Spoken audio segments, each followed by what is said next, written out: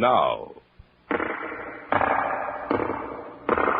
The Hall of Fantasy. Welcome to the Hall of Fantasy. Welcome to the series of radio dramas dedicated to the supernatural, the unusual, and the unknown. Come with me, my friends. We shall descend to the world of the unknown and forbidden, down to the depths where the veil of time is lifted, and the supernatural reigns as king. Come with me and listen to the tale of the Hangman's Rope.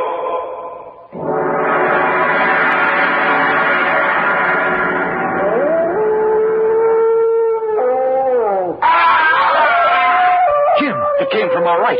We better take a look. Yeah. I hope nothing... Huh? Look. Hanging from that tree, swinging back and forth. It's a man.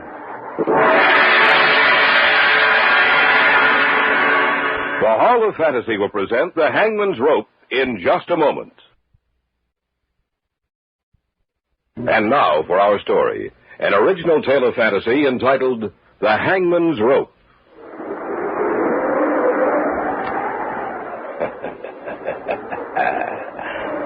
There is a legend, you know, a tale about the hangman.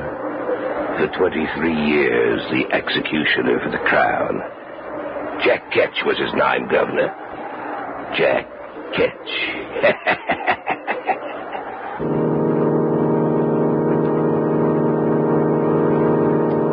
I remember we were on our way back from the lake, Jim and Carol and I.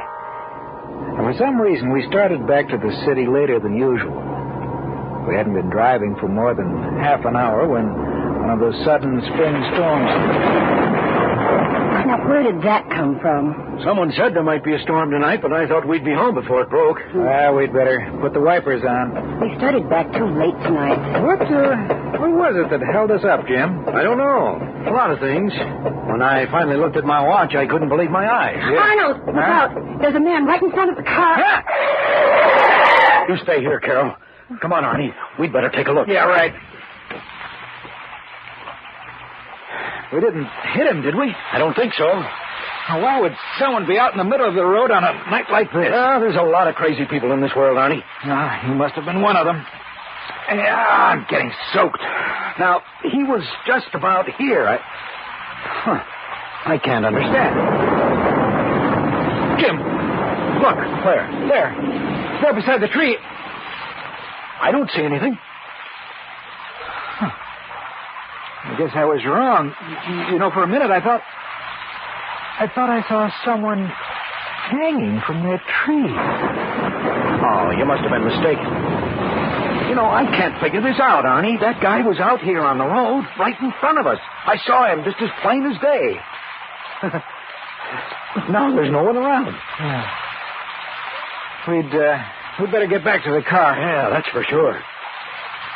There's no sense looking back at that tree, Arnie. There's nothing back there. I don't know. I thought I saw someone swinging there back and forth with a rope around his neck. No, you couldn't have. Maybe it was some kind of optical illusion. It could have been a shadow or a branch or anything. Yeah, that's right. Anything. Well, there's the car. Oh, you two must like it out there in the rain. Are you kidding? No, I'm not. All the time that you were out there in the rain, the man you almost hit was talking to me. What did you say? You heard me. Oh, now, sis, wait a minute. I looked back at the car a couple of times. I didn't see anyone talking to you. Well, I don't know what's wrong with your eyes, then. I asked him if we couldn't give him a lift. And he said, no, he only had a little distance to go. Carol, honey, this is the truth. We didn't see anyone near this car. No. Look, I can prove it. He insisted I take this... Oh, that's strange. What? He was such an unusual man. Not American. He insisted that I accept a ring from him. Practically forced it on me. I put it in my pocket, and now it's gone. And in its place is a funny little piece of rope. Shaped like a hangman's noose.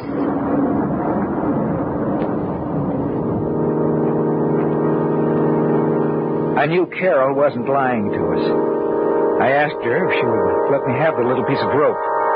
After I dropped them off at their place, I went home, took it out, and set it on the table. I can't explain it, but there was something about that rope which seemed old. It was made of hemp, the kind of rope you would imagine Jack Ketch might have used 250 years ago when he was the Hangman. That night, as I slept, my sleep was troubled. In my dreams, there was a huge black gallows. I saw a man climbing the stairs to his death.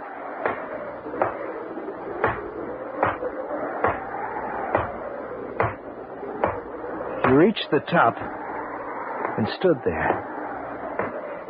Standing beside him was a black-hooded man. He raised his hand and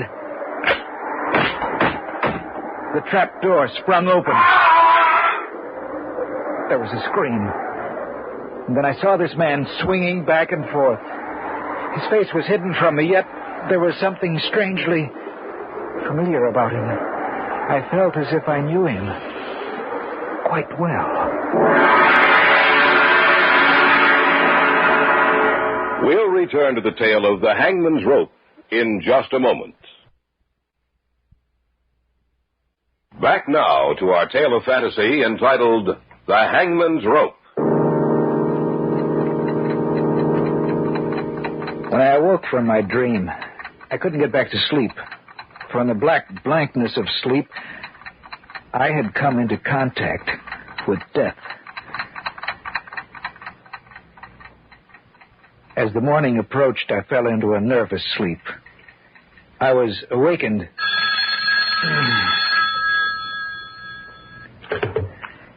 Hello? Arnie, this is Carol. Could you meet Jim and me for lunch today? What time? About 1? I hope you'll forgive me if I don't sound awake, Carol. I just couldn't sleep last night. I didn't sleep either, Arnie. I'll see you at 1. Then I guess I wasn't the only one who missed out on sleep last night, huh? That's right. I don't know what it was, but I had the craziest dream. When I woke up, I couldn't get back to sleep. But that's what happened to me, too. What kind of dream was it, Carol? Well, everything was dark and gloomy. I seemed to be watching an execution, an old-time execution, maybe 200 or 300 years old. A man walked up the steps of the gallows. Another man was there with a black hood over his head. He raised his arm. The trapdoor opened, and the man swung back and forth, and there was something familiar about him. Isn't that right? Yes, but how did you know? Because my dream was the same as yours, sis. Exactly the same.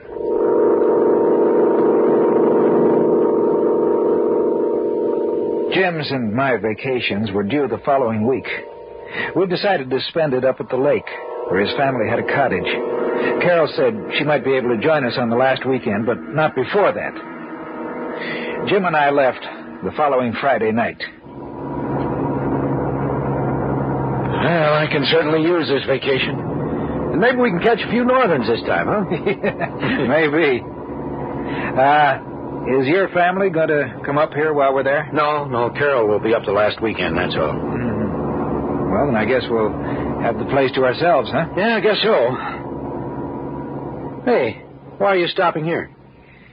Last Sunday night, this is where we stopped.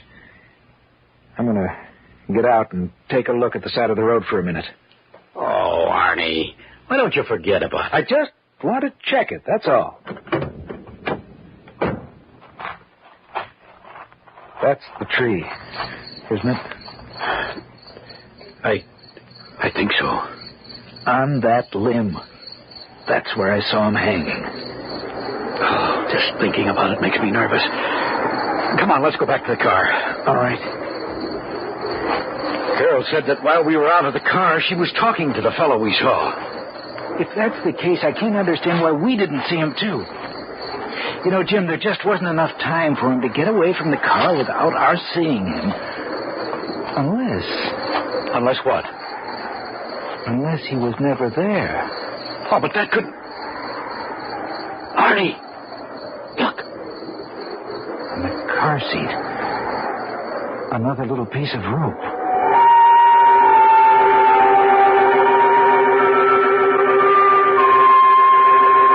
Before I could stop him, Jim threw the little noose out into the darkness. A little piece of rope, an inanimate thing, coiled and twisted, which somehow seemed to be alive. We reached the cottage perhaps half an hour later, and though we were both disturbed by what had happened, still it didn't interfere with our sleep.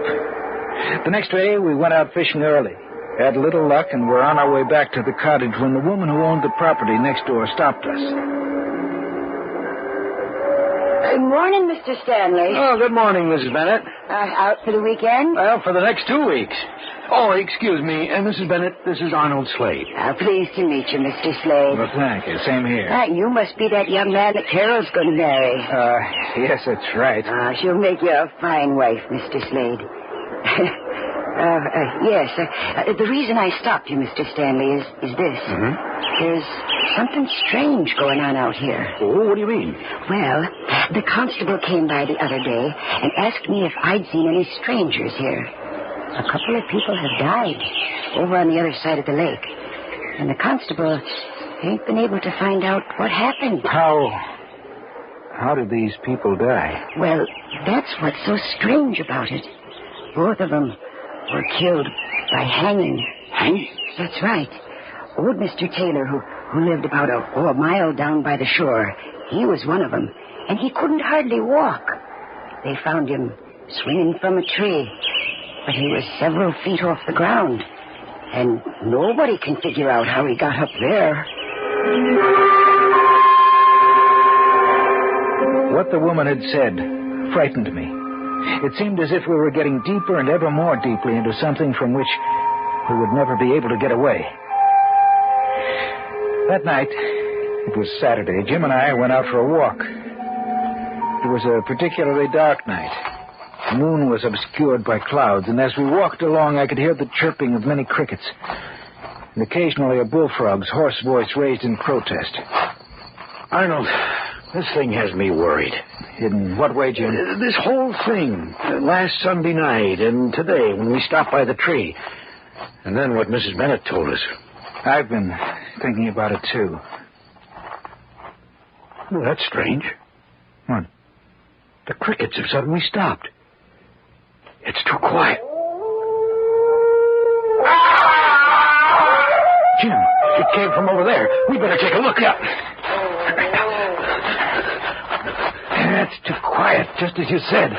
There must be something terribly wrong up here. I hope nothing... Arnold, huh? Look. Hanging from that tree, swinging back and forth. It's a man. What are we going to do? We better cut him down. No. We better call the authorities first. I guess you're right. Come on, Mrs. Bennett's got a phone. If we hurry, we may be able to get out a great deal of help to the authorities. Jim, did you notice how high that branch was? I saw it. Yes? Why, Mr. Stanley, it's you. Mrs. Bennett, may we use your phone? Well, I suppose so. Come in. Thanks. Thank you. But it's in the other room. Thanks. What's the matter, Mr. Slade? It looks like something's happened to upset you two. Well, it has. It certainly has. Constable?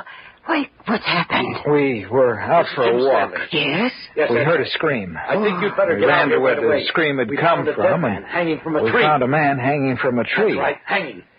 Yes, we'll stay here at Mrs. Bennett's. Yeah, thanks. Oh, what you're telling me the truth, young man? That's the truth, ma'am. Mr. Stanley, is what Mr. Slade told me the truth? I'm afraid it is. Oh, then no one is safe around here. I wonder who it was. What difference does that make, Mrs. Bennett? A man's been murdered. It makes a lot of difference, Mr. Slade. If it was Bill Roberts, then it was just like the other two. I saw him just the other day, and he said someone was playing a joke on him, that he'd been sent a little piece of rope, shaped in the form of a noose. You are listening to the tale of The Hangman's Rope on this week's journey down the corridors of the Hall of Fantasy. We'll return to our story in just a moment. And now, back to our story, entitled The Hangman's Rope.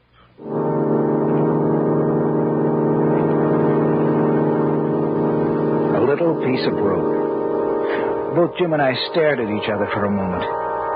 It might be coincidence. We knew that, but it was difficult trying to make ourselves believe that. About half an hour later, the constable arrived.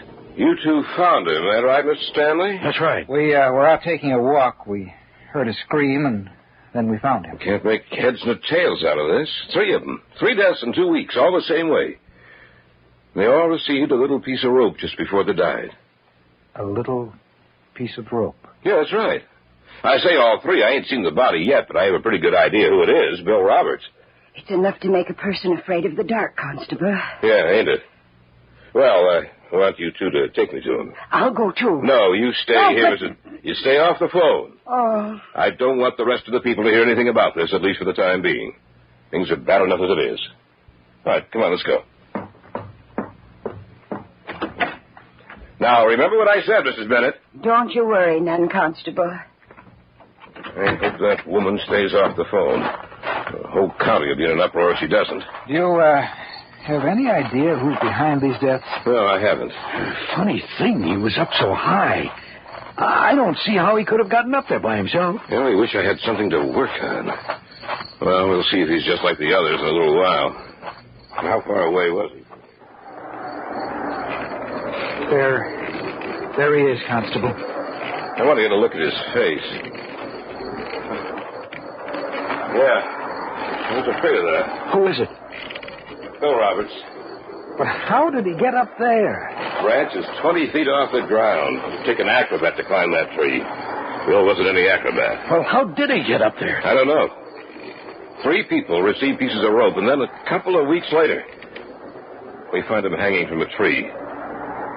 You tell me the answer.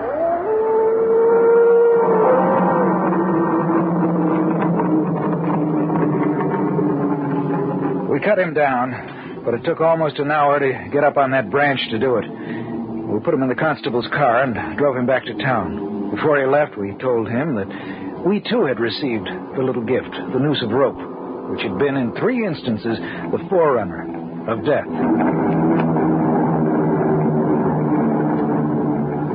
When we got back to the cottage, we had a bite to eat, and seeing as we weren't in the mood to sleep, we sat down to read. I picked up a little book I hadn't seen before and read it from cover to cover. It held an eerie fascination, and I wasn't able to put it down till the last page had been turned, the last word read. Jim? Where did you get this book? I don't know. I don't think I've ever seen it before. Why? It looks like a first edition of 200 years ago. Let me see it. Here. A short history concerning the mysterious reappearance of Jack Ketch, the hangman who served as executioner for 23 years. I've never seen this book before. Well, then how did it get here? I don't know. Jack Ketch. Say, he was the hangman in England who took too much pleasure in his work, isn't that right? I think so. How much of this did you read? All of it. It's not very long. And this is what I got out of it. Before he died, the book says he had made some kind of a pact with an evil power. It seems they actually do have a written copy of that agreement somewhere in England. And there's his signature, and an illegible scrawl that no one has ever been able to decipher. The pact promises life after death for him in exchange for certain services. Then the book says that year after year some rather mysterious deaths have occurred. They find the victims hanging from the branch of a tree almost impossible to climb. And the book also says that each of the murdered people received a little piece of rope before their deaths, identical to the ones Jack Ketch used as executioner. That is the warning of death to follow. But that's impossible. The man's been dead for over 250 years. That's right, he's dead. But the rest of the story, it's exactly the same thing that's happening to us.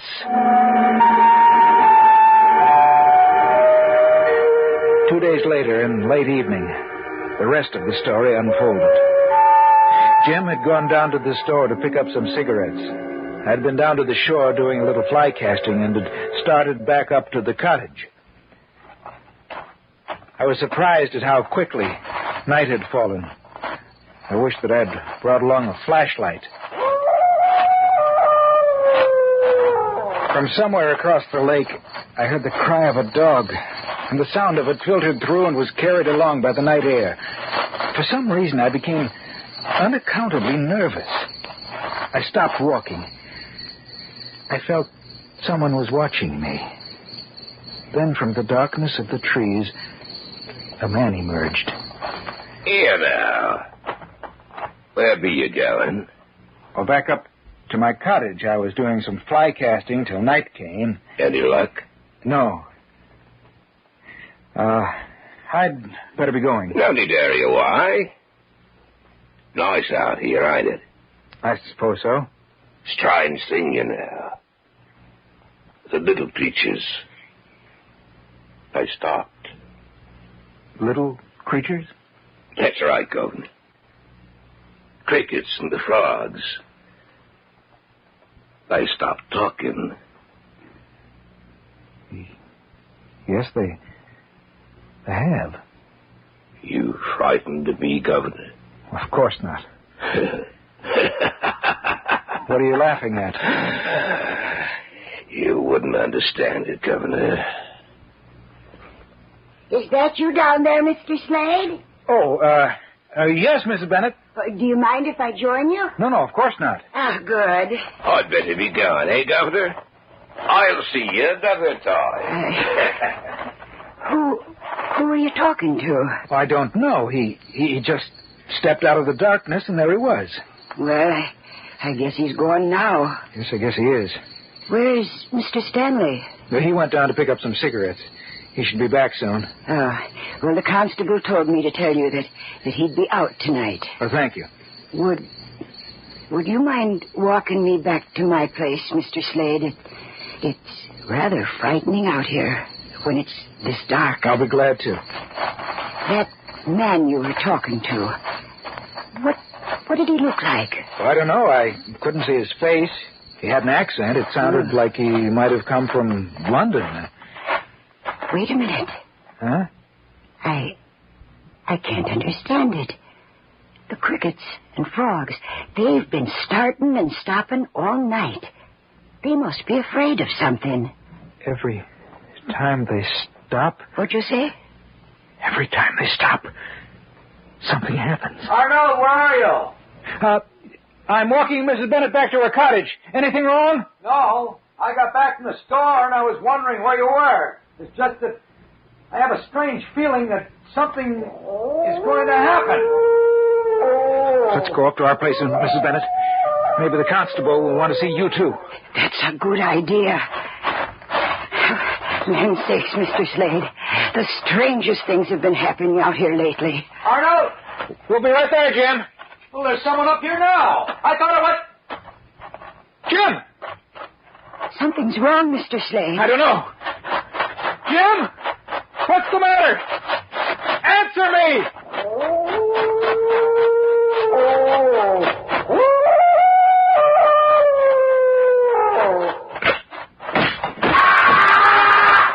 Mr. Slade, look!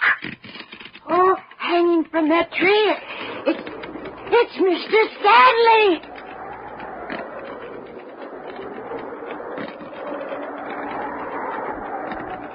There is a legend, you know.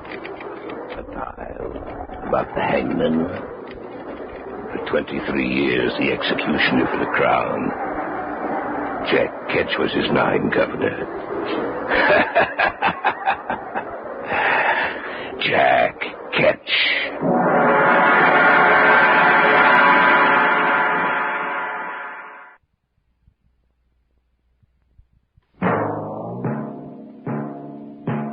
So runs tonight's tale of the unusual, the terrifying, the unknown. Join us again when next we journey down the corridors of the Hall of Fantasy to hear another strange tale of the supernatural. All characters and events portrayed in these programs are fictional, and any similarity to actual events or persons, living or dead, is purely coincidental.